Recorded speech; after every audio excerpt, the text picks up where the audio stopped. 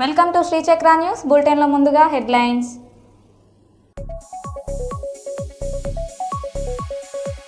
నెల్లూరులో రౌడీలు గంజాయి బ్యాచ్ పై ఉక్కుపాదం మోపిన పోలీసులు.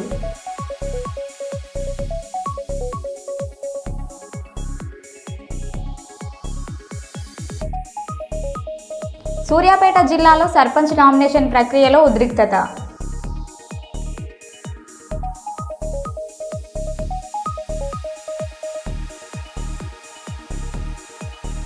తల్లి సమాధి వద్దే 3 రోజులుగా నిద్రిస్తోన్న యువతి.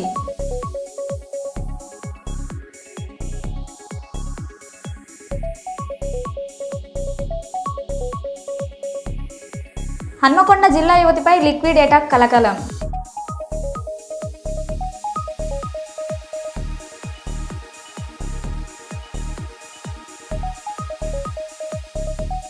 ఏసీబీ అధికారుల పేరుతో ప్రభుత్వ అధికారులను బెదిరించి దోపిడీలకు పాల్పడుతున్న 5 సభ్యుల ముఠా అరెస్ట్. పరారీలో మరో 3.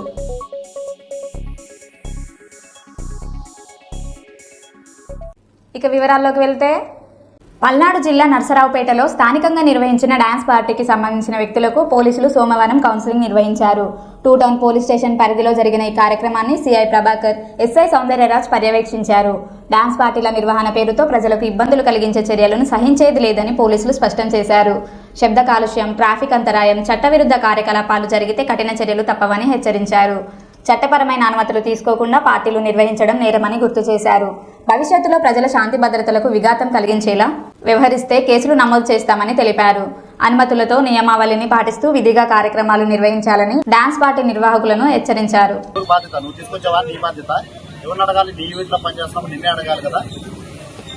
దానికి ఒక ఆర్గనైజేషన్, ఒక టీం అనేది ఉంటే దానికి మనకు ఒక బాధ్యత అనేది ఉంటుంది. ఒక వెస్ట్ బెంగాల్ నుంచి ఒక పాప వచ్చింది, ఆ పాపకి సెక్యూర్ ఇక్కడ కల్పించాల్సిన బాధ్యత కూడా మీదే ఉంటుంది. ఎందుకంటే వాళ్ళు మిమ్మల్ని నమ్ముకునే కదా ఇంత దూరం వస్తారు. మరి ఇంత దూరం వచ్చి వాళ్ళు మిమ్మల్ని నమ్ముకుంటున్నప్పుడు వాళ్ళు ఎట్లా వెళ్తారు బయటకు? వాళ్ళకి ఏదైనా జరిగినప్పుడు ఉంది అనుకో, మీరు తలా ₹1 వేసుకుని వాళ్ళని బయట, అది మీరైనా ఎవరైనా బయట తీసుకురాగా జరిగితే మాత్రం అప్పుడు ఒక్కో పరిస్థితి ఉంటుంది. యాక్టివిటీ జరిగితే మాత్రం వాళ్ళతో పాటు ఈవెంట్ ఆర్గనైజర్ ఎవరైతే వర్క్ చేస్తున్నారో వాళ్ళ మీద కేసులు ఫైల్ చేస్తారు.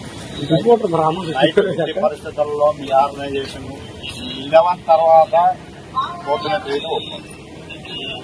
మీరు ఐడి కార్డు ఇస్తారా లేదా వాళ్ళకి గుర్తింపు కార్డు ఇచ్చి ఇది పలానా ఆర్గనైజేషన్ లో పనిచేస్తున్నారు, మాకు ప్రతి ఒక్కరిది ఏ ఈవెంట్ లో పనిచేస్తున్నారు, ఎంతమంది పనిచేస్తున్నారు, వాళ్ళ యొక్క లిస్టు, ఆధార్ కార్డు, వాళ్ళ యొక్క డేటా కూడా మీరు మాకు పోలీస్ స్టేషన్లో ఇవ్వాలి, ఖచ్చితంగా ఇవ్వాలి. ఎందుకనంటే వాళ్ళు ఒక అకామిడేషన్ ఎవరు ఇస్తున్నారు, వాళ్ళకి రేపు పొద్దున జరిగి ఉన్నారు కానీ మిమ్మల్ని అడగాలి.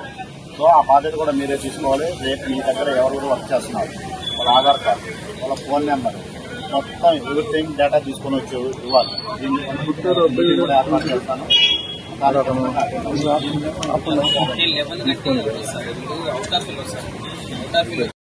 నెల్లూరులో రౌడీలు గంజాయి బ్యాచ్ పై ఉక్కుపాదం మోపిన పోలీసులు. రౌడీ షీటర్లను నెల్లూరు నగర వీధుల్లో ఊరేగించిన పోలీసులు. నెల్లూరు వీఆర్సీ సెంటర్ నుండి గాంధీ బొమ్మ వరకు రౌడీ షీటర్లను నడిపించిన పోలీసులు. ఎస్పీ అజిత తీసుకున్న చర్యలపై నెల్లూరు జిల్లాలోనే కాకుండా రాష్ట్ర వ్యాప్తంగా హర్షం వ్యక్తమవుతోంది. రౌడీలను, గూండాలను ఊరేగింపు చేయడంతో జిల్లాలో వణికిపోతున్న రౌడీలు, గుండాలు. ఇక నుంచి కత్తి పడితే పోలీస్ కోటింగులే అని తీవ్రంగా హెచ్చరించిన పోలీసులు. మీరు కత్తి వదిలేయండి, లేకుంటే ఫైబర్ కట్టెలు ఇరుగుతాయి అని రౌడీలకు సందేశం ఇచ్చిన పోలీసులు.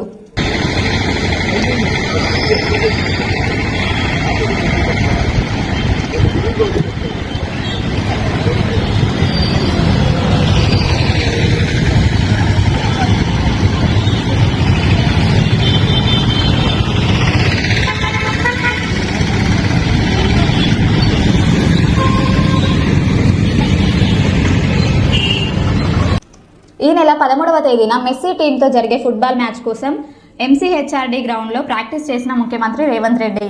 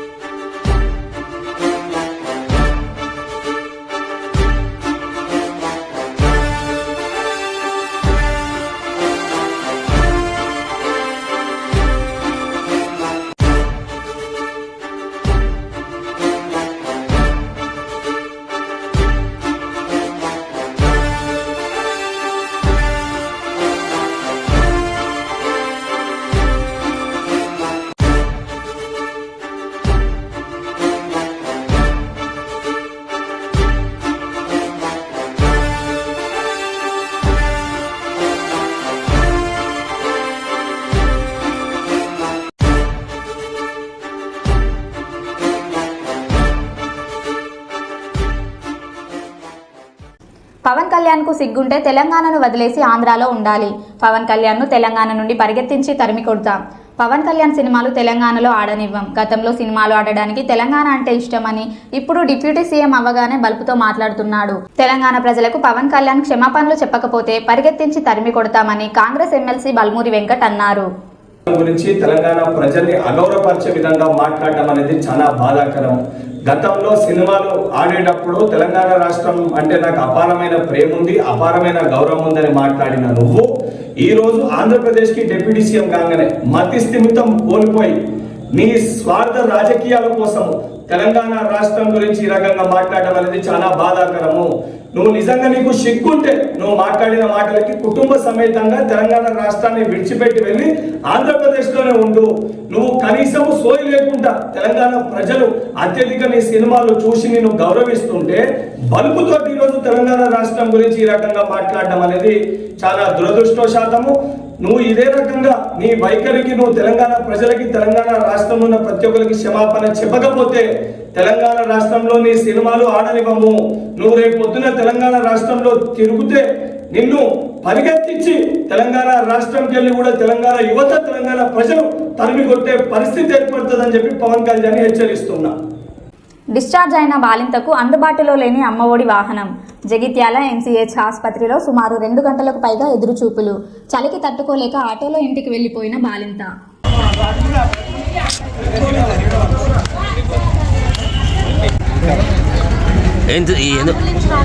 అక్క ఎంతసేపు అవుతుంది కూర్చోటి?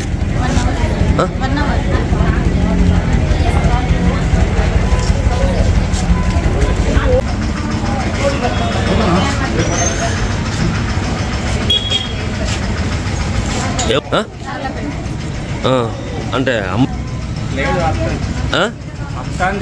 అంటే మీకు అంబులెన్స్ ఉంటుంది కదా? కానీ అది ఇప్పుడు ఎక్కడ ఉందో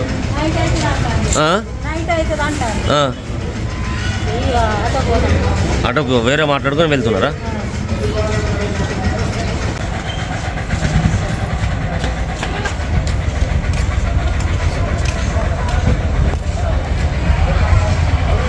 కర్నూలు రాయలసీమ విశ్వవిద్యాలయంలో సోమవారం వచ్చిన ఓ పత్రికలోని వార్త ఆధారంగా ఆర్యు ఉపకులపతి బసవరావును కలిసి వినతి పత్రం అందజేసి న్యాయం చేయాలని బాధిత విద్యార్థి శివగణేష్ నాయక్ మరియు రాయలసీమ ఉద్యమ యువ నాయకులు, రాయలసీమ విద్యార్థి సమైక్య వ్యవస్థాపక అధ్యక్షులు సీమకృష్ణ రాథోడ్ సాక్ష్యదారులతో సహా రాయలసీమ విద్యాలయం చేరుకోవడం జరిగింది. అయితే రాయలసీమ విశ్వవిద్యాలయం ముఖద్వారం నుండి అడ్మినిస్ట్రేటివ్ ముఖద్వారం మరియు ఉపకులపతి ముఖద్వారం తెరవకుండా బీగాలు వేయడం జరిగింది. బాధిత విద్యార్థి శివగణేష్ మాట్లాడారు. వీసీ దగ్గర పోతున్నాము. వేచినా లేదు ఎప్పుడు నీకు నానేమని ఇబ్బంది నేను అప్పుడే ఆపాలని ఏమైనా వేచినా నీకేం నన్ను అబద్ధం.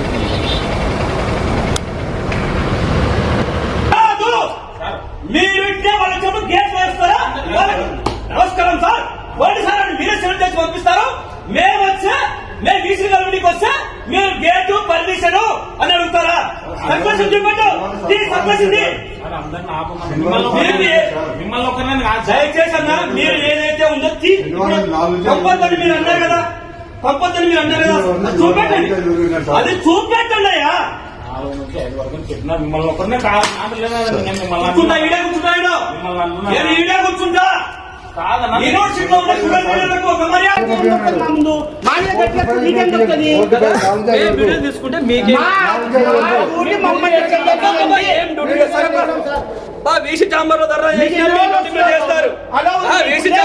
వీసీ చాంబర్ లో పోయి కూర్చుంటే ధర్నా భలే చేస్తారు. మీ డ్యూటీలు మాకు తెలిసి చేసే డ్యూటీలు ఇక్కడ వచ్చేవాళ్ళు ఏం తెలుస్తుంది, ఏం తెలుస్తుంది? మీరు ఎట్లా మాట్లాడుతున్నారు? బెదిరిస్తున్నావా? బెదిరిస్తున్నారా మీరు ఏమన్నా?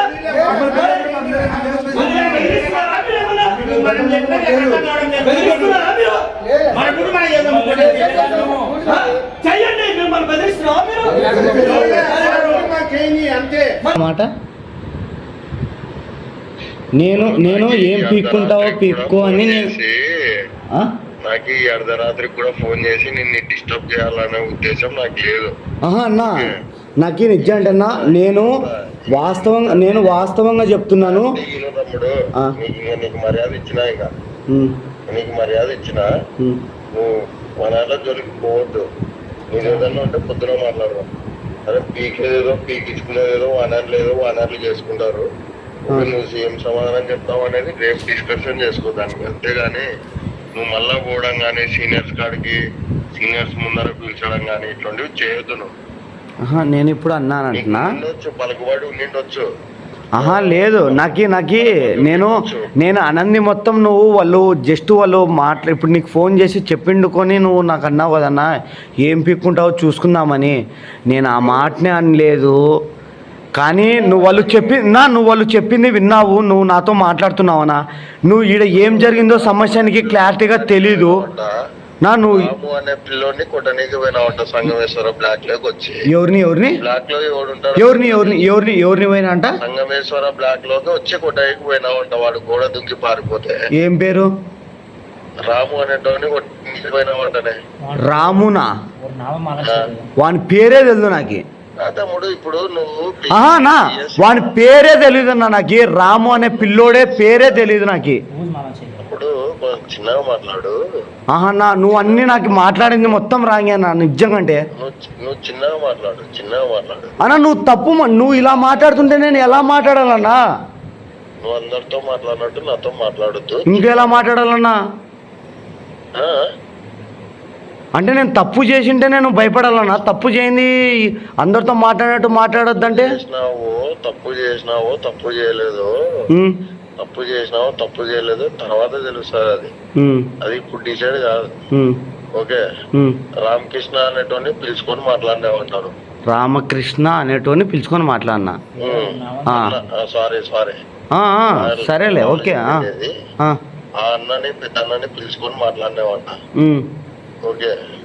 ఆ పిల్లల్ని ఏదో కాంప్రమైజ్ చేద్దామని చెప్పేసి ఆ సార్ వచ్చిండారంట. సారు? రామకృష్ణ అనే సార్. ఓకే. ఇదంతా డిస్కషన్ జరిగింది. మళ్ళా నువ్వు ఏం పిక్కు అని చెప్పేసి చెప్పినావంట. హైదరాబాద్ నోవాటెల్ హోటల్లో జరిగిన ఆల్ ఇండియా రెడ్డి ఆర్గనైజేషన్స్ కాన్ఫరెన్స్లో ఆంధ్రప్రదేశ్ రెడ్డి సంక్షేమ సంఘం రాష్ట్ర ప్రతినిధి బృందం పాల్గొన్నారు. దేశంలోని 2 తెలుగు రాష్ట్రాలతో పాటు వివిధ రాష్ట్రాల్లో ఉన్నటువంటి రెడ్డి సంఘాల ప్రతినిధులు ఒకే వేదికపై చేరడం ఈ సమావేశానికి ప్రత్యేక ఆకర్షణగా నిలిచింది. ఈ సందర్భంగా రెడ్డి రాజుల గౌరవనీయ చరిత్ర, రెడ్డి ఆధ్యాత్మిక గురువుల సేవలు, రెడ్డి రాజకీయ నాయకుల పోరాటాలు, రెడ్డి సమాజ సేవకుల సేవా కార్యక్రమాలు గురించి విస్తృతంగా చర్చలు నిర్వహించబడినవి. రెడ్డి సమాజ అభ్యున్నతికి దేశంలోని అన్ని రెడ్డి సంఘాలు ఐక్యంగా పనిచేయాలని సమాఖ్య తీర్మానించింది. సమాజంలోని ప్రతి ఒక్కరికి ఉపయోగపడే విధంగా విద్య, ఉపాధి, సేవా కార్యక్రమాలపై భవిష్యత్ కార్యాచరణ ప్రణాళికలను రూపొందించారు.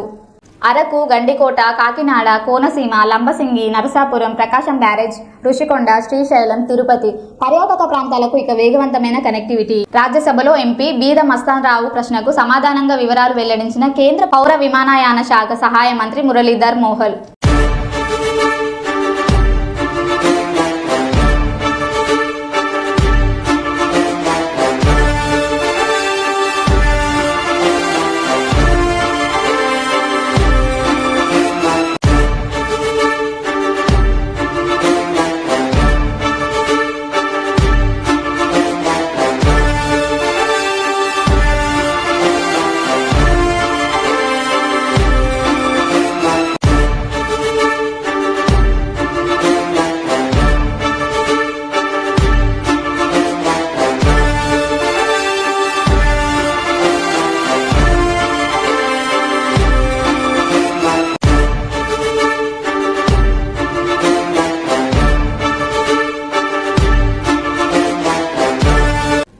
మరో బస్సు ప్రమాదం. కడప హరిత ట్రావెల్స్ బస్సు కర్ణాటకలో బోల్తా. ఓ మహిళ మృతి, 10 మందికి పైగా గాయాలు. బెంగళూరు వెళ్తుండగా ఆంధ్ర టు కర్ణాటక బార్డర్లోని మంచినీళ్ల కోట వద్ద డివైడర్ను ఢీకొట్టి లోయలో పడ్డ బస్సు. మృతి చెందిన మహిళ ప్రొద్దుటూరుకు చెందిన అనితగా గుర్తింపు. పలువురి పరిస్థితి ఆందోళనకరంగా ఉండడంతో వివిధ ఆసుపత్రులకు తరలింపు. గాయపడ్డవారు కడప, రాయచోటి, బెంగళూరుకు చెందినవారు ఉన్నట్లు సమాచారం. తీవ్రంగా గాయపడ్డ పలువురిలో 4గురిని మదనపల్లె జిల్లా ఆసుపత్రికి తరలింపు.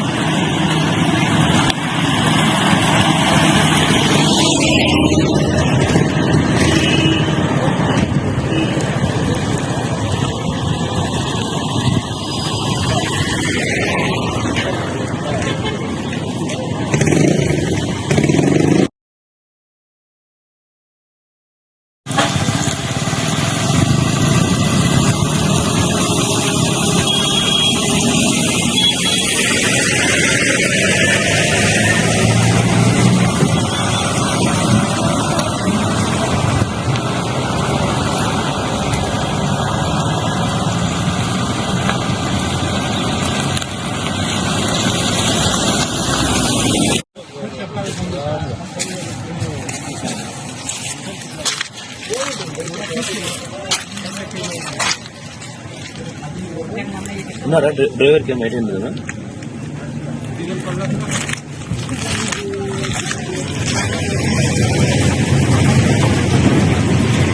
నర్సంపేట మాజీ ఎమ్మెల్యే పెద్ది కామెంట్స్. నర్సంపేటకు ముఖ్యమంత్రి సీఎం రేవంత్ రెడ్డి రాకపై నర్సంపేట నియోజక అభివృద్ధి చూడాలి. బీఆర్ఎస్ పార్టీ చేసిన అభివృద్ధిపై సీఎం రేవంత్ రెడ్డి అధికారులతో రివ్యూ చేస్తే బాగుంటుందని మాజీ పెద్ది నర్సంపేట నియోజకవర్గ రైతులకు మొంత తుఫాన్తో రైతులు భారీగా నష్టపోయారు.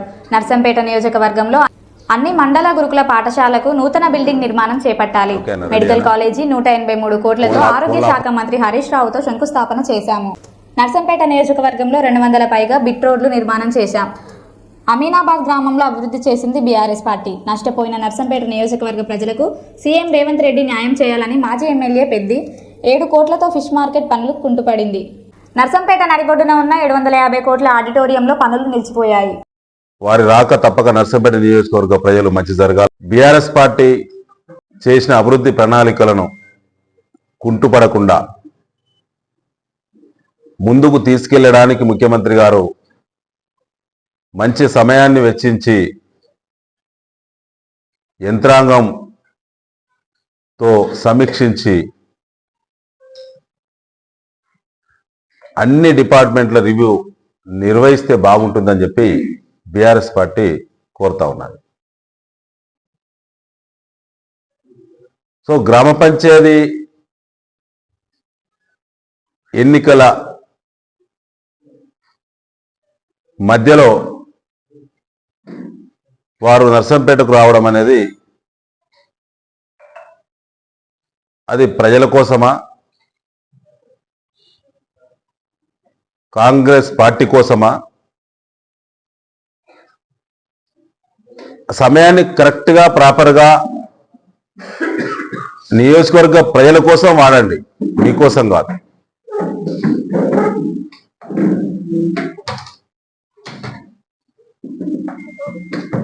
ఇవాళ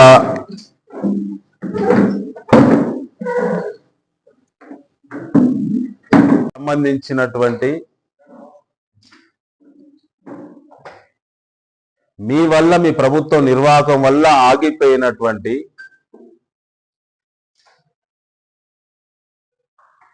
వందల కోట్ల రూపాయల నిధులను తిరిగి ఇవ్వండి. ముఖ్యమంత్రి కోటా నుంచి special development fund SDF project మీద ప్రత్యేక దృష్టి పెట్టండి. పాకాల కాలువల పునరుద్ధరణ సంబంధించి 160 కోట్ల రూపాయల DPR అన్నాడు ప్రాజెక్టు కట్టి నీళ్ళు ఇచ్చినాం. తర్వాత DPR కూడా తయారు చేసినాం కాలువల పునర్నిర్మాణం కోసము. అది ముఖ్యమంత్రి CMOలో ఉన్నది. ప్రభుత్వం మారింది, 2 సంవత్సరాలు అవుతున్నది. రైతులు ఇబ్బంది పడుతున్నారు. వెంటనే మంజూరు చేయండి. ఛాలెంజ్, ఏ ఒక్క గ్రామమైనా కట్టెడు మట్టి తీయని 2 సంవత్సరాల పాలనతోటి విసుకెత్తిపోతున్న నియోజకవర్గంలో మీ గ్యారంటీలు, ఒక మహిళకు 60,000 బాకున్నారు, మీరు 2,500 చొప్పున 24వ నెలకు అడుగు పెడుతున్నారు. ఇక్కడ మీరు కరెక్ట్గా 24వ నెలల అడుగు పెడుతున్నారు నర్సంపేటలో. మిమ్మల్ని మీరు రావద్దా అనలే నర్సంపేట, మీ పార్టీలో మిమ్మల్ని రానేలే, మీకు ఇక్కడ స్థానం లేదని. ఇవాళ మీరు ఏం కాంప్రమైజ్ ఏంది సంగతి, అది నెక్స్ట్ మాట్లాడుకుందాం. 2 సంవత్సరాల పాలన అయితే లాస్ అయిన నియోజకవర్గ ప్రజలు. మీరు ఇప్పుడు మూటలు పట్టుకొస్తారు హెలికాప్టర్లను ఎదురు చూస్తున్నారు. ఇప్పుడు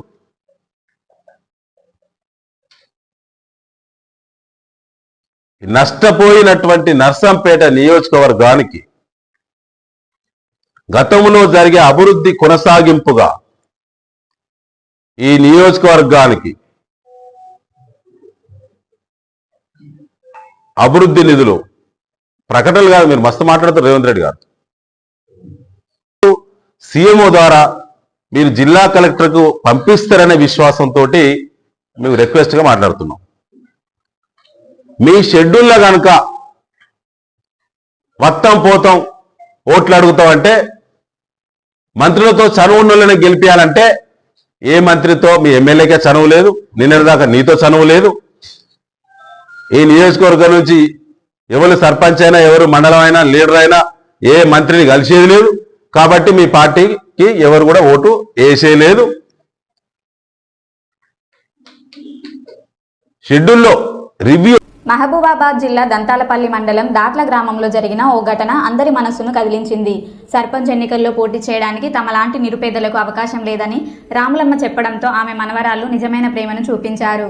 సోమవారం తమ కిడ్నీ బ్యాంకును పగలగొట్టి అందులో ఉన్న డబ్బును నామినేషన్ ఖర్చులకు విరాళంగా ఇచ్చారు. ఇదంతా ఓటర్లు రాములమ్మను సర్పంచ్గా పోటీ చేయమని కాళ్లపై పడి వేడుకున్న సంఘటన తర్వాత జరిగింది. కుటుంబ బంధాలు, గ్రామస్తుల నమ్మకం కలిసిన హృదయాన్ని హత్తుకునే సంఘటనగా ఇది మారింది.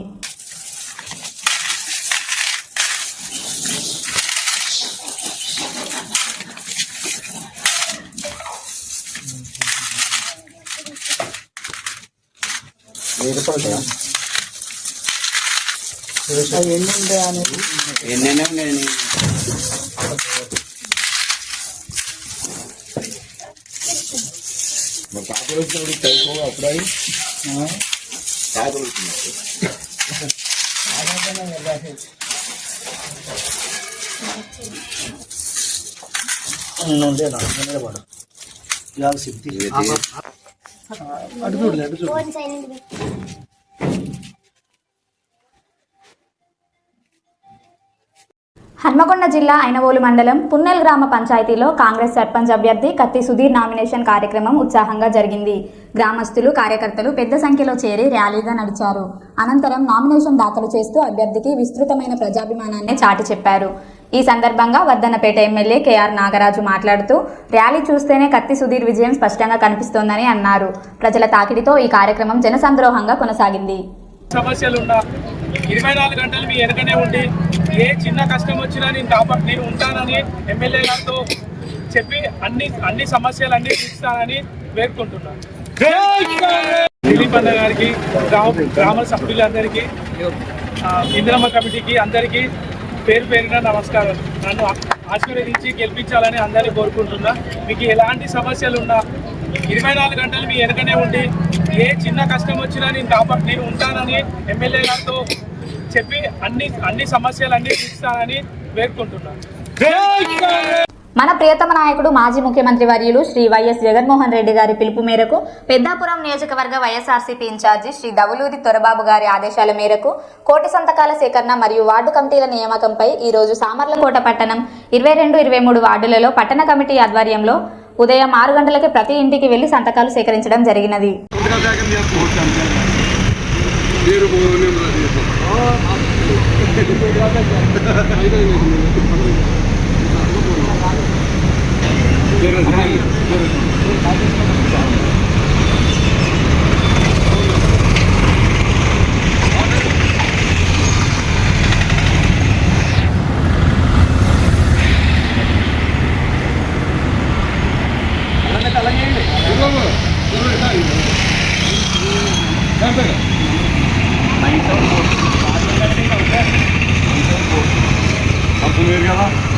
బాబు మీరు అలా ఇంకా అలా అయితే అన్ని రాసుకోవచ్చు. ఒక రకంతో 10 రాసుకోవచ్చు.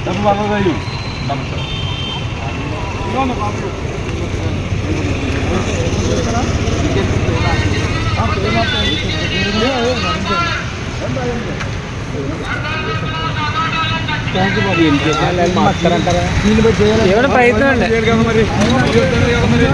మాత్రం మీరు మాట్లాడేది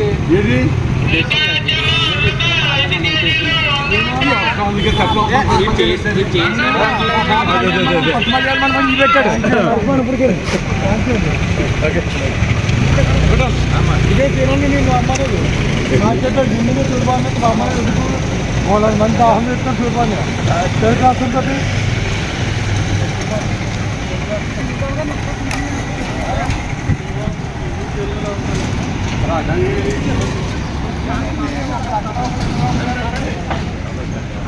మరో బుల్టన్లో మళ్ళీ కలుద్దాం. Stay tune.